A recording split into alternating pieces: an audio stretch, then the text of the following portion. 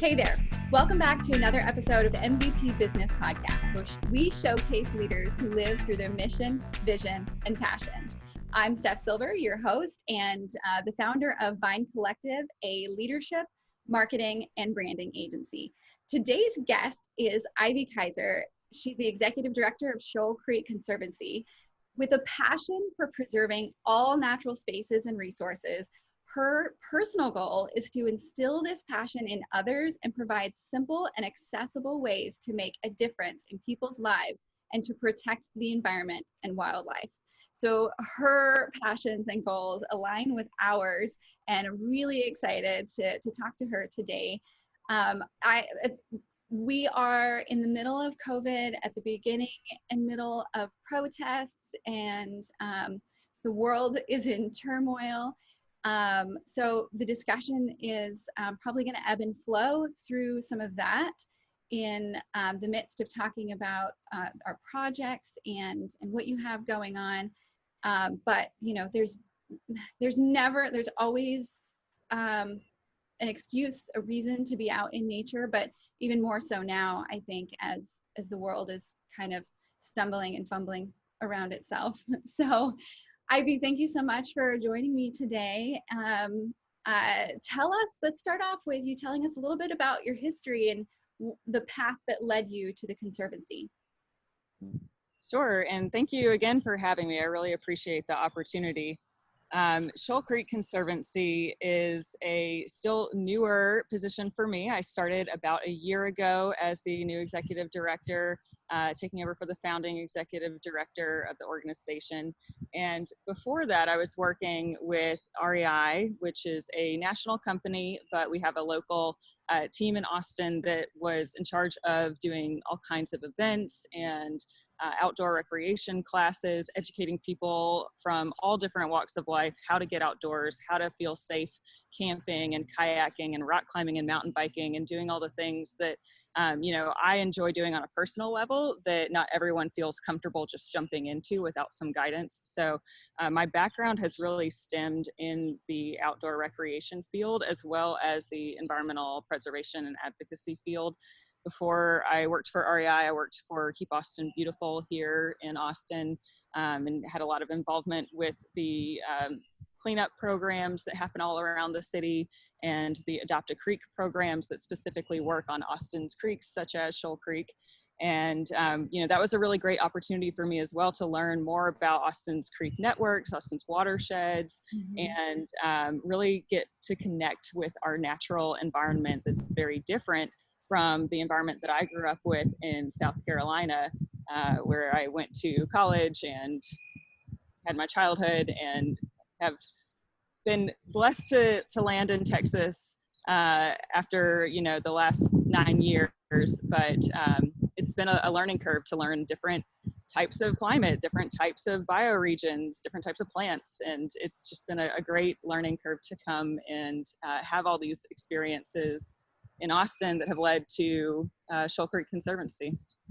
So what led you to the passion of environmental protection and conservancy and your kind of just general love for the outdoors?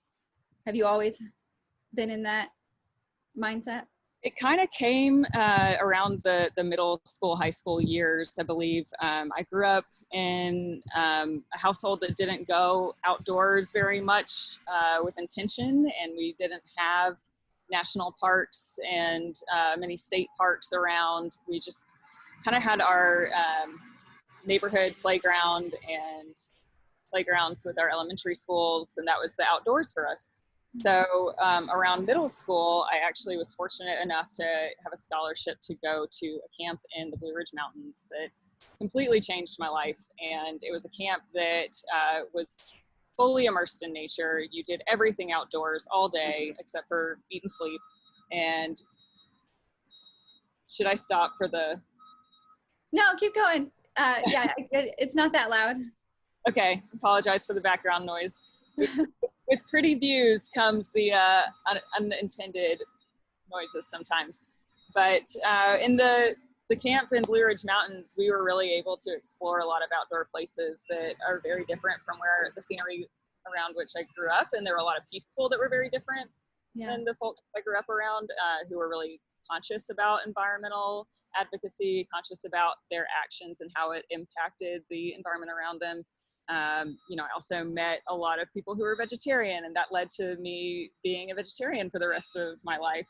Wow. And you know, just there was a lot of discussion about how our personal decisions impact people and places around us. And I think that was really the moment that made me feel more comfortable in nature and more emotionally and spiritually connected to outdoor spaces, that kind of has just driven the rest of my work towards this type of theme and environment. That's awesome. Wow, how transformational that one camp was. That's really interesting.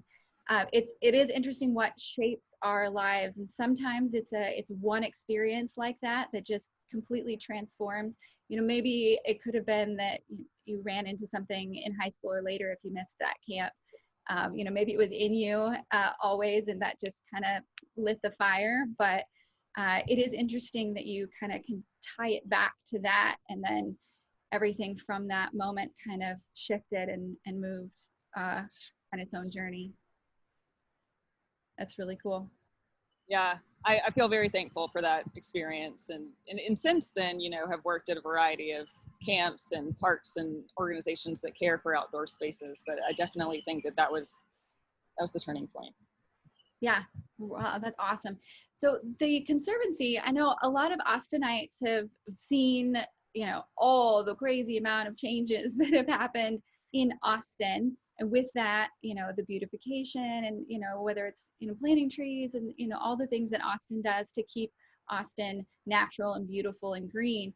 But a lot of people still don't know what the Conservancy is. Would you mind talking us through some of the goals and you know, all the projects you guys are working on?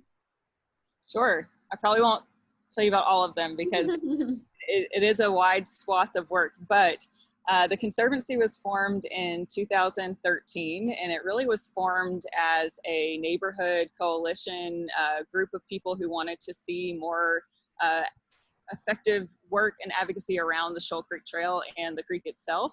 And with about a year-long feasibility study from various residents and support from business owners and city departments in the area, you know, the support for the Conservancy became clear enough to form this formal organization that would go forth and protect and be a voice for Shoal Creek Trail and Shoal Creek itself.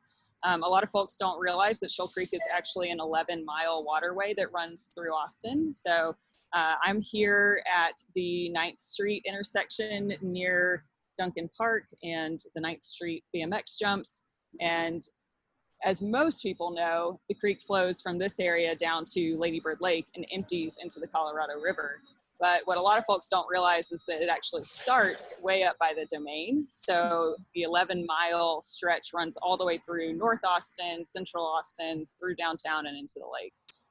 So we have really tried to amplify the awareness of what the creek is, where the creek is, why it's healthy or why it should be healthy, and extend, you know, all of its reach throughout the community and really be an inviting place for the entire community to come to.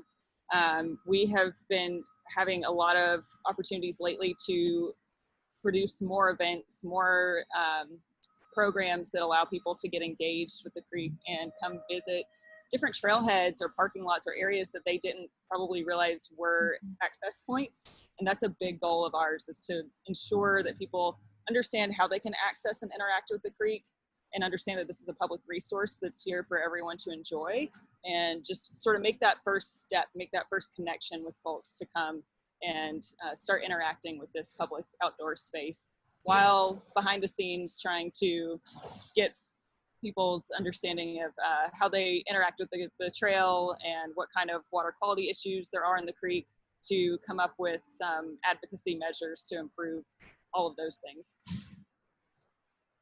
Yeah, you have a lot going on.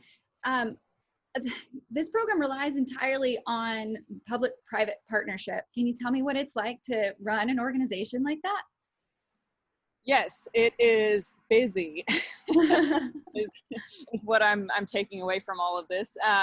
It's busy and it's really interesting and fun because you get to work with so many different voices and you get to work with folks who have expertise in very different ways. On the public side, you know, we're working very closely with the Austin Transportation Department, with the Watershed Protection Department, Parks and Rec Department, Public Works Department. They're folks who, you know, have great passion for our outdoor spaces, and we have a lot of What's that? there's a lot going on right here. I chose a bad time of the morning to be on this block. Hopefully we'll have a quieter street here soon. There's folks walking their dogs, there's someone running, cycling behind me, so for the most part it's pretty quiet activities, but I guess we also interacted with this week's trash pickup time. But, you know, I think as far as the public-private partnership goes, there really is a lot of opportunity to get to know folks who logistically understand the health of creeks and what makes a healthy creek, what makes a healthy ecosystem. We get to work with folks who understand the engineering needs around urban trails and trails that really are accessible to all ages and abilities. And we're able to combine the resources that we are connecting with on the city level with more of these, you know, higher levels of expertise with the folks that we're interacting with in the community who might not know that you need to have a certain amount of elevation change for a, you know, person who needs to use a special type of cycle or, you know, different type of mobility device to get down a trail. They might not know that you need to have a certain type of rise over run for that trail, but they do know that it's an important thing for their community, and their neighbor might want to use a trail that's accessible to all ages and abilities. And that's really where that intersection of expertise and shared experiences comes together to inform the best possible outcome. People who are out using public spaces, who know what they want to see in the community, having conversations through Shoal Creek Conservancy staff with these folks who are planning the logistics of all of the projects and public space improvements, you know, really comes out with the best possible, most deeply informed outcome. Yeah, and you guys have a couple of different opportunities for the public to voice their opinions on what you're doing. Did I see that you have an open period coming up pretty soon for comment? Yes, so there are always a variety of things happening on the city level that we'll try to amplify and share. Currently, there is some work being done on bike lanes on Burnett Road that would eventually help to connect the Shoal Creek Trail to the Northern Walnut Creek Trail, which we will talk about in more depth in a bit. But we also will be hosting a second round of public feedback community engagement period during the end of June. So probably between end of June to second or third week of July, we'll be taking community feedback on what they'd like to see with the trail connection at 3rd Street in Shoal Creek. And this is a major area that has a lot of deep history for the city of Austin. It's an area where tons of pedestrian and cyclist interaction happens over the creek at the existing bike and hike bridge. It's an area where the Lance Armstrong Bikeway runs through, but kind of gets disconnected. So there's a lot going on at 3rd Street and Shoal Creek that can be improved to help improve the cyclist and pedestrian safety, as well as the enjoyment of the outdoor spaces in that area. So we will be sharing a website that has a set of proposed projects that have come out of years and years of discussion within the community to showcase what we propose as a set of new plazas, new public outdoor gathering spaces, new trail improvements, and see if folks have any feedback on those preliminary designs. And once we get the public's feedback incorporated, then we can move on to coming up with some more concrete construction designs and figuring out how we're going to make all these improvements happen and make the safety changes that need to happen to make this area much more friendly for pedestrians and cyclists. You guys have so much going on. You're a young organization with a really, really small team.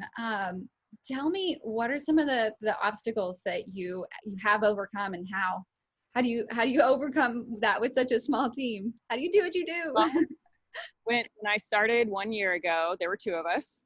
So I would say that, the organization has a history of being sort of lean and mean, and just trying to amplify as many voices as possible. Mm-hmm. And that's really where I think the highest level of effectiveness comes from.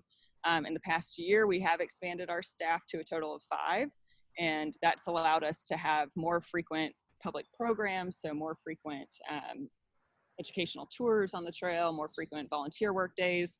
Granted, we're in a time period right now where we're not able to host those gatherings, but we are hoping to be able to resume those soon this summer. But we have definitely grown this small team to be able to handle a little more of the work, so that we're able to just have a little deeper connection with the folks we're talking to, have a little more thoughtful processes when we go into community feedback periods or public education. We just have a little more capacity to figure out the best ways to extend this message and encourage folks to come out on the trail. But 5 is still small, and we have a great board that helps support us. We have a great group of volunteers that help support us. Even where I am right now, there's quite a few businesses surrounding here that both support the organization financially and by volunteers, by sending their employees out to work on the trail a couple times a year. So I think that the support that we've seen from outside the organization as well as inside has really made it so that we can be more effective as a small team. And another thing that allows us to really extend the reach of our work is that we're working to bring in all of these communities to get, the understanding of what improvements folks want to see in outdoor space, and then sharing that information as a mediator with the city departments who are implementing projects. And we're working with them to identify funds that can support these projects on the ground. These are funds that have already been budgeted to parks or trails or roadway projects, and we are simply sharing the community's desires to see how they want those public funds spent. So a lot of the time that we might otherwise be spending raising capital funds to purchase equipment or purchase construction contracts to build the on-the-ground projects, we can redirect that time and effort to engaging more voices in conversation. That's great. I know with such a passion for what you're doing in a small team, so much going on, how do you handle all of it? How do you juggle and handle it emotionally? Is there someone or something that you turn to for help, being at the top and having all these, balls in the air? Recently, I've turned to running. I have never been a runner ever in my life, and really thought it was torture for a long time. But I think that if I'm feeling drained, talking about it will sometimes help, but more often getting outside and clearing my head and having something recenter the reason why you're doing the work is more effective. So I'll try to come out on the trail and go on a long bike ride or a hike at least once a week. I'll try to go running at home, and we have lots of pets. A little bit of a crazy animal person, so I'll hang out with our cats and dogs and cows. We have a small farm, so we've got some cattle, and honestly, just spending time outside with animals and with nature is really rejuvenating. And then spending time on the trail and in Austin is really great to help see why this is a need and see why there are so many people out and how they're interacting with the outdoor spaces in different ways, and understanding that it's not just because I love the outdoors that I do this work. It's because there are tons of people out here who are using the trail, and more would use it if they felt comfortable finding a trailhead or safe going around a blind curve in the Mm-hmm. trail. So that's really what helps me get back on track if I feel a little overwhelmed.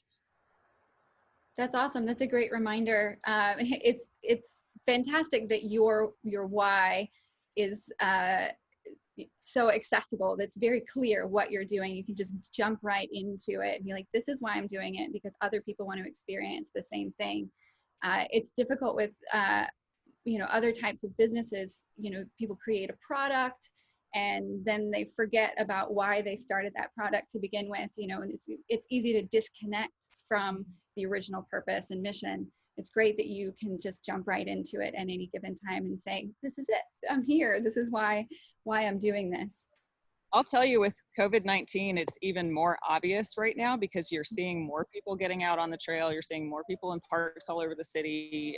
You're seeing more creative uses of the parks because people have a little more time on their hands to do different activities that they wouldn't normally have time to do.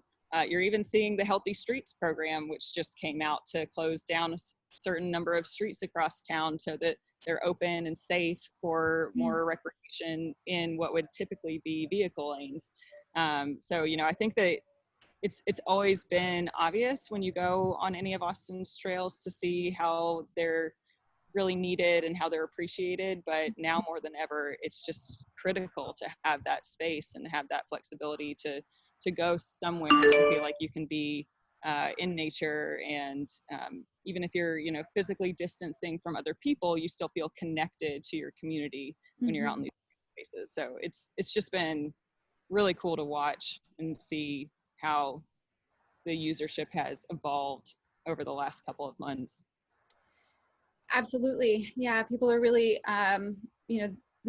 haven't been able to get into, restaurants and their normal spaces. So they're really getting out and enjoying the outdoors. One of the things that I think is so phenomenal about Austin in general is the community's commitment to our outdoor spaces, and that they actually use them. Like you said, you're where you grew up, they didn't have that many and they weren't utilized.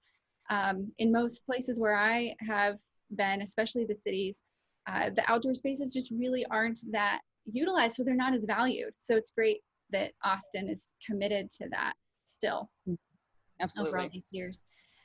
What's been your biggest challenge or your biggest obstacle or hardest decision as you've kind of moved and evolved in your position? Well, in gathering opinions from, everyone across the city, you're always going to have some opinions that differ from others. And I think that finding middle ground in conversations where there's differing opinions is probably the biggest obstacle and most stressful thing to deal with. When you enjoy being outdoors and you enjoy having, relaxing time connecting to nature, you feel like there's not a lot to disagree with. But when you get into the nitty gritty of different projects and how they can evolve, there's varying levels of, varying things that folks want to see happen in their public outdoor spaces. And everyone should be involved in this conversation to make sure that they're seeing their money and their spaces serve the needs that they want and need. But there are some times where we have some more specific details that are just not popular amongst everyone in a group and everyone in a room. So figuring out how to decide if a trail extension is going to be 9 feet versus 12 feet, that's a small example, but there are certain things that can come up in conversations that can really spark some differing opinions. And I think finding a way to address each of those tactfully and respectfully to hear everyone's opinion and then find what the most middle ground answer is going to be always one of the most complicated things to do. But I'm glad that there are people sharing their opinions, even if they're not in the majority, or even if they're not, the ones that are always the loudest voices. We want to hear them all. Yeah. You mentioned earlier, that how COVID-19 is affecting, people being on the trails. How has it affected how you run the organization and your team? Yeah, it's changed a lot. Spring is a big season for all outdoor organizations, especially in Texas. We have beautiful weather, we have beautiful flowers. It's the best time to get out there after a lazy winter and go do volunteer projects and feel the sunshine. So we had just started ramping up our spring volunteer season and event season when everything sort of shut down. So starting in mid-March, we started working from home and canceled all of our projects after the March 7th. It's my park day, volunteer work day.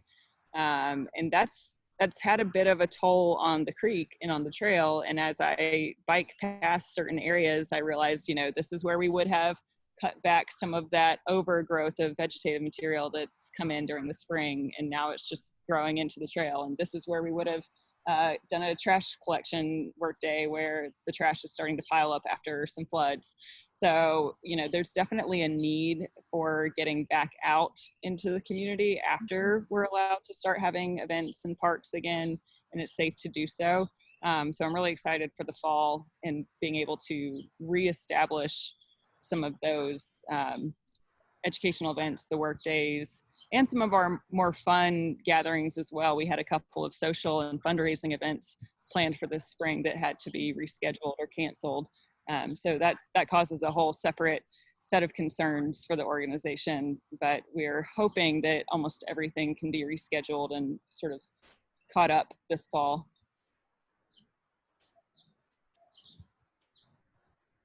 So as you've gone through the processes of learning the organization, learning your constituency, whether it's the public sector or, like you said, having to work with the governments and engineers, what systems do you have in place to make sure that you're staying true to your passion and your goals in making a difference in people's lives? Yeah. Personally, just being in it really does help, and being aware of seeing another person bike by right now, and hearing the voices of the kids biking on the 9th Street jumps. So that really does help. I don't know if it's as much of a system as just a personal practice, but one of the things that I've been trying to get started in the time of COVID, which is a little difficult, is take the opportunities for a brand new team, since we have gone from 2 to 5 employees just in the past 9 months. Take that opportunity to get those new team members together on the creek and do some trainings, go, back to basics. Not everybody who comes to work for us has a background in water science or park management. So, having the opportunity to go out on the creek and look at certain areas that need a riparian restoration project done, and talking through why that is and what the effects are if you have more erosion along a creek bank.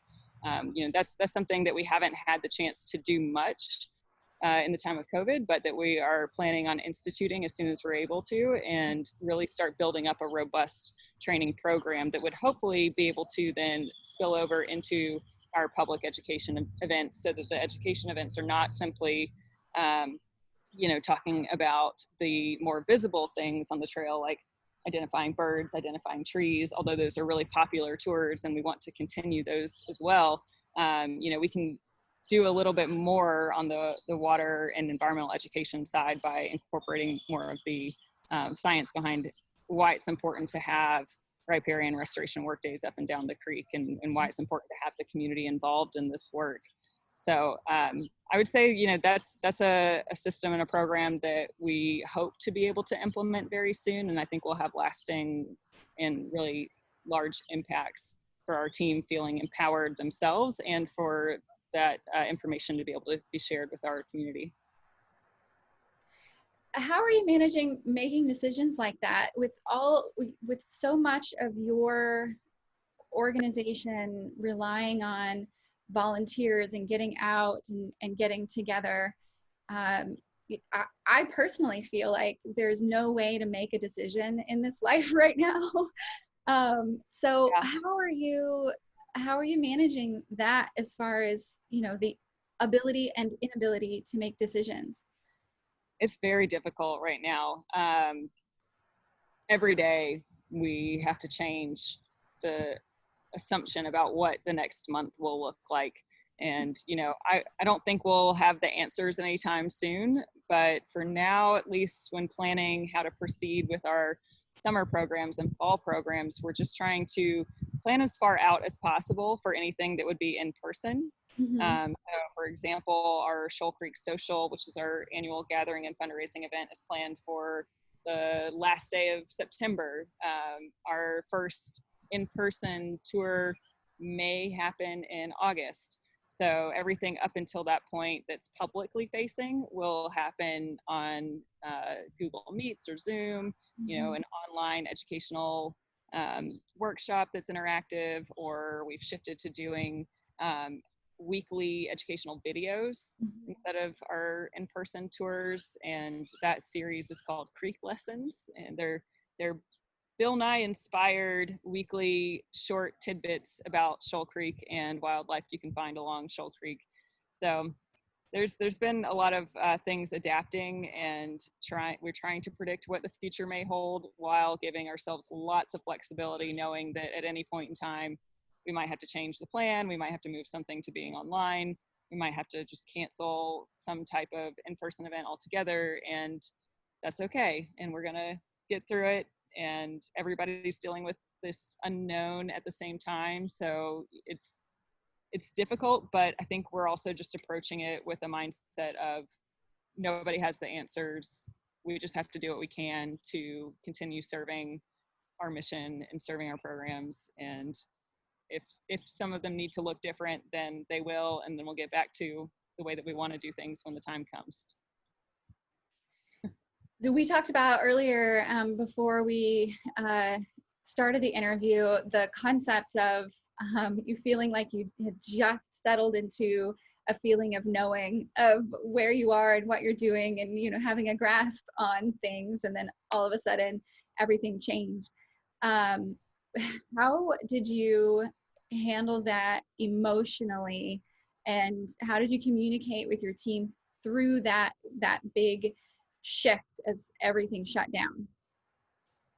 Oh, well, that's been interesting, because through the time that from the time I had started through the time that we had to start working from home, there were about 9 months that were very much focused on getting to learn our projects, getting to learn our partners and meet all of the folks that we work closely with while hiring. And so hiring, takes a fair amount of time and energy, and really just ended about 1 month before we started working from home. So our newest team member joined us 3 weeks before our first work from home day. And it has been very interesting, and I have to applaud her for being able to get on board and get ramped up very quickly without having all of the traditional onboarding meetings and opportunities to see a lot of our work in action before really needing to be able to do work from home to progress the mission. So it's been quite an interesting time, just adapting and learning and trying to figure out how to move forward now that I feel a little bit more settled in my own role, and that our team has settled into the number of staff that we would like to have.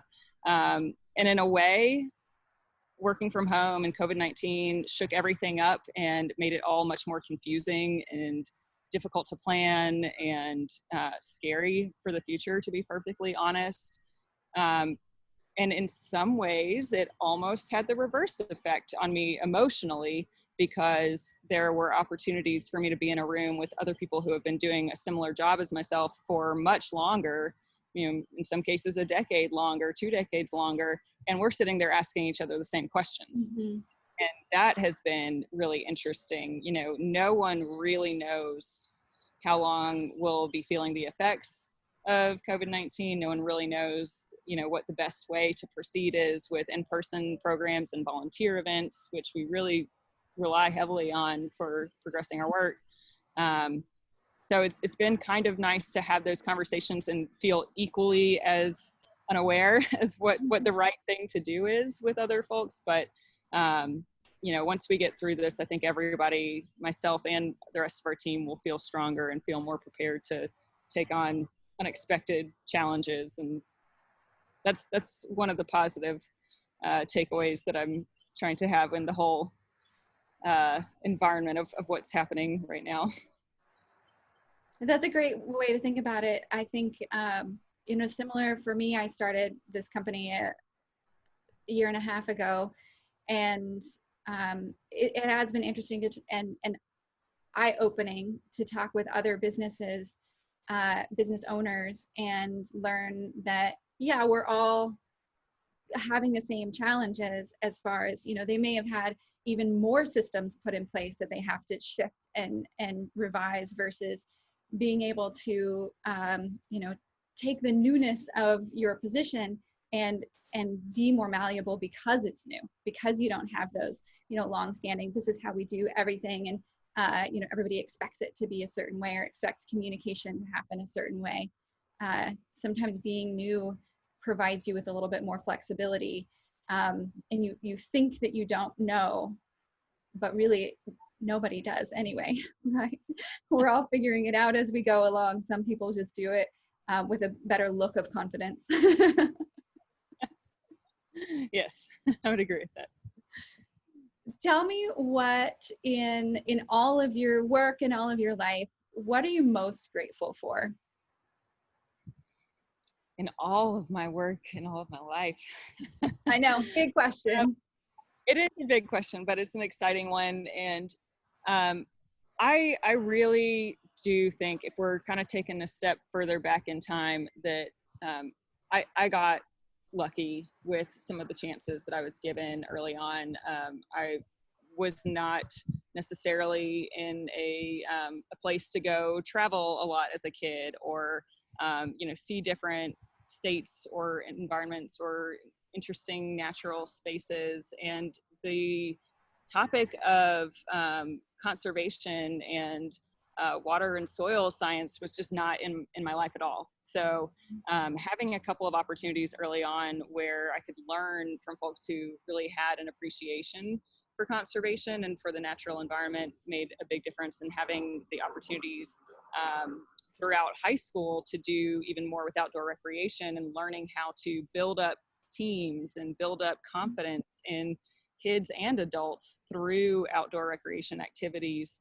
I think that had a big impact. And I just feel really appreciative of having the opportunity to work in some spaces where I had free time to go through big growth periods of my life in nature and feel supported by the outdoors through that time period, and also allow for other folks to come to kind of interpersonal or emotional realizations themselves through outdoor recreation. It's just so powerful to see someone learn a new skill or get through a trusting exercise with a team in the outdoors. There's so much that can come out of it that really feels like lasting impressions and lasting confidence that I just don't know if I would have had the same trajectory with the theme of my work, or the trajectory of my confidence and feeling like I can do as many things as I have done without that beginning. So I definitely feel appreciative of that. And now I've just been very, very lucky to have a great team. So I have to give them lots of credit and lots of shout outs, because they are really amazing and thoughtful and patient and hardworking. And I think that if it weren't for them, I wouldn't feel as much joy in the work as I do. But I think that, we're going to be okay through all the challenges, because this is a really resilient team that has a very big heart, and they're going to continue to be motivated by making safer and more welcoming outdoor spaces. It's fantastic. Beautiful. Where do you find your inspiration? Well, other than the cheesy things that are coming to mind, all I can think of is the babbling brooks. Yeah. The turtles.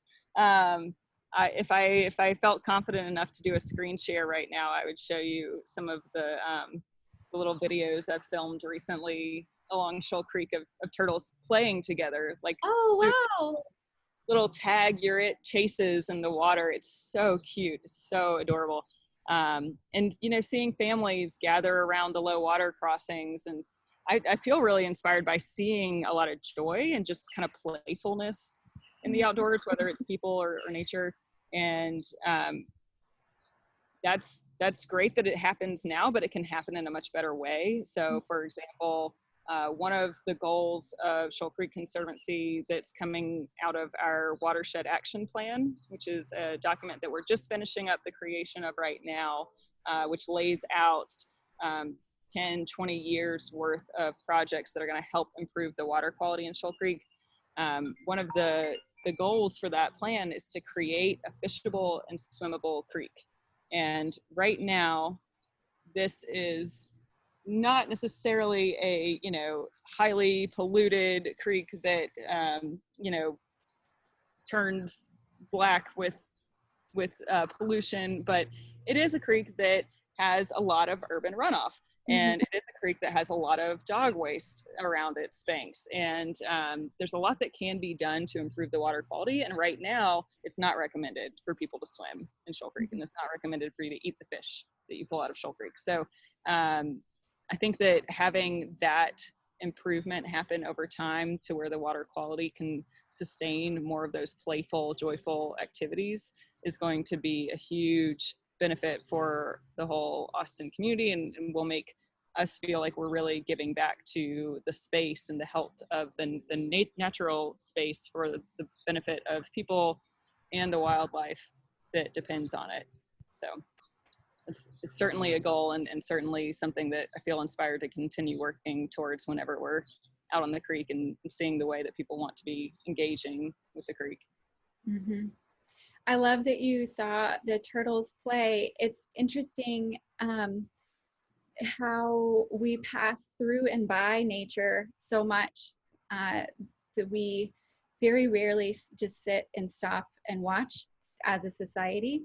And I was just talking with my friends last night about the playfulness periods that it seems like all species have. You know, and we take it for granted as humans that, you know, there's this this season of life of like great play, imaginative play, and just playfulness. But if we really stop and watch, it seems like everything in that childhood, you know, early childhood, you know, smaller amounts of time for different animals and species, but it seems like everything plays. Like if you just watch it long enough. I was telling my friends that I saw a deer, a fawn, play with a bunny in my backyard a couple of years ago. And they said, oh, why didn't you get your camera and, you know, put it on Facebook or whatever? And it's because I didn't know how long it was going to last. And it was so wonderful. I just wanted to watch. I didn't want to have to run away and film it. And, you know, Sometimes. Yeah, and it reminded me that all species have that kind of season of play, and how important it is in the development of that animal. Mm-hmm. And I think that that's something that we need, especially as adults and as we're going through, you know, all of this stressful time in our lives, that play is important, and stopping to watch, like you said, you know, be inspired by and be inspired by other people enjoying it too. I think that's beautiful that you said that you know, you like seeing the turtles play, but you also love watching other families notice things in nature. Mm-hmm. It's beautiful. Oh yeah, and kids can make anything so magical. I think, I can't remember exactly what he was, but I saw one little boy near Cider Springs last week who was playing in the creek, going over the rock hop, and you know, going down into the creek and then jumping back up and proclaiming something about, I think he was an astronaut. how we're blasting off, and then you go back down. It's like, oh, I have to get my rocket ready and then come back up. Now it's time for blast off. And it was just, it has nothing to do with a creek, but it's something that allows you to have varying spaces and varying types of things to witness and interact with, and it just allows the imagination to wander. So all kinds of outdoor spaces can inspire that playful behavior. I just think it's so fun. But I'll have to send you the turtle video because it's worth a watch. Please do. Yeah, I would love to see that. What or whom are you most proud of? It's a really, really good question. I've already doted on our staff a lot, which I could continue to do. But I would say there have been a couple of folks who have really shown over time that they've been able to make connections with nature that were not anticipated. A couple of folks that I've worked with over the years who I remember coming into an outdoor recreation field with a little bit of anxiety and, sort of a traditional fear of the outdoors, fear of camping in the dark, fear of heights. Without calling them all out by name, there have definitely been a lot of folks who I've just watched grow so much through challenging themselves through these little activities. It might seem little to someone who's done them before, but to climb 20 feet up a rock wall or to mountain bike on a trail that's not paved is such a huge inspiration. I used to work at the University of South Carolina climbing gym, and watching students go up the wall there was an amazing experience. We saw tears, we saw screams, we saw everything in between, and then people always came down more proud. Yeah. Always. No matter how terrified you are when you're in the middle of something, coming back down and feeling like you've accomplished something new is always such a huge personal win that I think that's just been an amazing thing to see. I've got a lot of family members and friends who have been exploring new things on their own as well, and that's always fun to be able to see something that you care about be tested by those you love, and eventually they learn, like, oh, you're not just crazy trying to go do things outside and do things that might seem dangerous. They're actually fun. But I think that there's a lot of room for those opportunities, and I'm always proud of people that are willing to put themselves out there and go try something new, try something that's uncomfortable, speak up for something that they believe in that's maybe not popular, continue to just have involvement in a variety of experiences, and that's always gonna turn out for the better. That's awesome. That's kind of been a theme the last couple of weeks that I've in my life, the courage to push through your fear, and then how proud you are, like you said, coming back down or looking back to, oh my gosh, I never thought I could do that, and I did. Yeah, exactly. And watching other people do that, watching kids do that is really cool. So tell us what ways, I know it might be hard to talk about right now, but what are some ways that people can get involved in the Conservancy or support? I know you guys have social media channels where you're showing some of these educational videos. Tell us how to support you. Sure. So we do have lots of updates that go out on social media. We also have a newsletter that goes out monthly, so hopefully not too frequently, but gives lots of good updates. We have community engagement meetings and online platforms where folks can participate in the conversation around new projects coming up. So again, if you're interested in giving feedback on the Shoal Creek Trail improvements by 3rd Street and Shoal Creek, first couple weeks of July is when to look out for that, both on the Shoal Creek Conservancy website and our social media pages. The website shoalcreekconservancy.org. And I just encourage everyone, whether you want to come out to a future in-person tour when we're able to have them, or just find a trailhead on our interactive map on the website, just come check out the creek, come check out the trail. You'll learn that there are so many pocket parks and just pocket green spaces hidden in our city that this trail connects to. That it's just a really magical experience if you don't normally go on any of the trails throughout Austin. It's not just Shoal Creek, but just wandering around and finding new things that you didn't know existed is a really fun activity for anybody. We are also currently working on a project that we're advocating for the connection of our current trail to the new bike lanes that have just been added to Shoal Creek Boulevard to then connect further north of 183 to the Northern Walnut Creek Trail. Mm-hmm. And this would allow for a 13-mile trail roughly along Shoal Creek to exist that would then connect to Lady Bird Lake Trail, Northern Walnut Creek Trail, and eventually be an entire loop around the city of 30 continuous miles. That's amazing. Circumnavigating the city of Austin. And that is something that we're really, really excited about. And we want folks to be engaged in those conversations about new connecting trails and connecting bike lanes across the northern part of the city, the northeastern and eastern crescent of the city.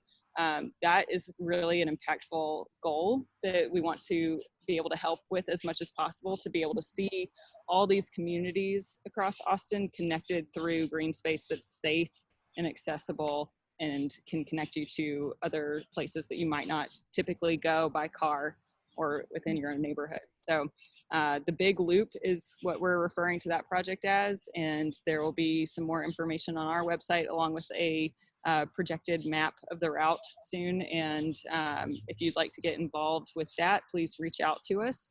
You can also be in touch with the Red Line Parkway Initiative, which is another organization who's working to make a lot of trail connections in this area and connect the Northern Walnut Creek Trail and many other parts of the city. So there's just a lot happening that will continue to bring all of us together, both with nature and with each other. And I think that's the most exciting thing that folks should stay tuned and keep an eye on right now, because there's a lot of ways to voice your opinions and get involved in the near future with that. Awesome. Yeah. And taking advantage of and being, going out and utilizing all the awesome spaces. I know with COVID, like we were talking about earlier, people are getting out in a way that they hadn't before. I remember when I first moved to Austin 20 years ago, I lived on Riverside and I wanted to ride my bike to Zilker Park, and it was really dangerous to do that then. And now, because of organizations like yours and people who are dedicated to making this a bikeable city, a walkable city, now there's opportunities to easily walk or ride your bike from the east side all the way to Zilker Park, and now like you're talking about, all the way up to Walnut Creek and down to South Austin. And there's been so much done in the last 20 years. We see the big sky rises go up, but at the same time, there's been so much really great work by people like you and people that share your same passion to make this city safe for outdoor recreation. And it keeps it a beautiful city, even in the midst of all the growth and construction. Absolutely. And I just want to give a quick shout out to all those organizations as well. Before I was with Shoal Creek Conservancy and working with REI, part of my role was to administer grants to trail building organizations throughout the Austin area. So that included folks like the Trail Foundation and Austin Parks Foundation and the Austin Ridge Riders, who focus primarily on mountain bike trails. And so there's just been, this great opportunity for me to learn even more about those trail-oriented organizations in town. And so many of them have just made amazing strides. Even Hill Country Conservancy with the Violet Crown Trail, which has plans to be a 30-mile long trail in itself, stretching through multiple counties. There's just a ton of amazing work being done. So I want to give lots of kudos to everyone who has been at this work much longer than myself, but continues to strive to see Austin become even more connected and more safe for folks who just want to get outdoors and experience nature in the midst of all the other man-made things around us. Mm-hmm. Yeah, absolutely. one of the things that brought me to Austin, the reason that I moved here, was Town Lake and the ability to go from being in the middle of the city to what felt like the middle of nowhere quickly. So I applaud and thank you and all the people that are doing the great work to keep that and extend it as the community grows, the city grows, that we, invest just as much time and energy and funding into our beautiful, beautiful green spaces. So thank you for everything that you do. Well, thank you. I really enjoyed the conversation. I appreciate all of your time, and I hope that people find the time to go to your website and see how to get involved, give attention to all the projects that you're working on and see how we can get involved, and then also get out and utilize those awesome spaces that you're creating and working on. Absolutely. We hope to see everyone out there. It's beautiful weather right now, so come join us. Do it now before it's 120 degrees. Thank you again.